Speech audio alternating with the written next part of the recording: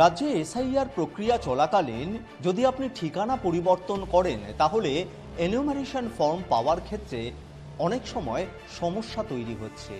কিন্তু এই সমস্যারও একটা সমাধান আছে জানাচ্ছে নির্বাচন কমিশন।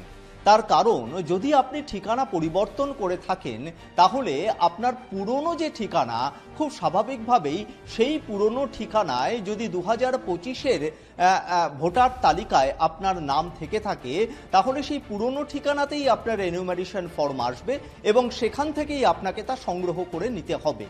কিন্তু সেক্ষেত্রে যদি কোনো কারণে সেই পুরনো ঠিকানায় আপনার এনুমারেশন ফর্ম না এসে থাকে তাহলে আগামী 9 ডিসেম্বর যে খসড়া ভোটার তালিকা প্রকাশ হবে তারপরে আপনাকে 8 নম্বর ফর্ম পূরণ করতে হবে। অর্থাৎ আপনি যে আপনার ঠিকানা পরিবর্তন করেছেন, অর্থাৎ আপনি স্থানান্তরিত হয়েছেন, তার নির্দিষ্ট ফর্মে নিজের নাম, নিজের মোবাইল নম্বর এবং বর্তমান ঠিকানা ও পূর্ববর্তী ঠিকানা এই দুটি উল্লেখ করতে হবে।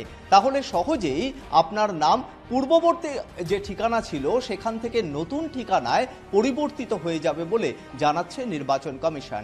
এবং সেই লক্ষ্যেই আগামী 9 ডিসেম্বর খসড়া ভোটার তালিকা প্রকাশের পর আগামী 8ই জানুয়ারি পর্যন্ত এই ধরনের যে সমস্ত পরিবর্তন রয়েছে বা ক্লেমস অ্যান্ড অবজেকশন রয়েছে সেগুলো খুব সহজেই করতে পারবেন নির্দিষ্ট ভোটাররা যারা ঠিকানা পরিবর্তন করেছেন।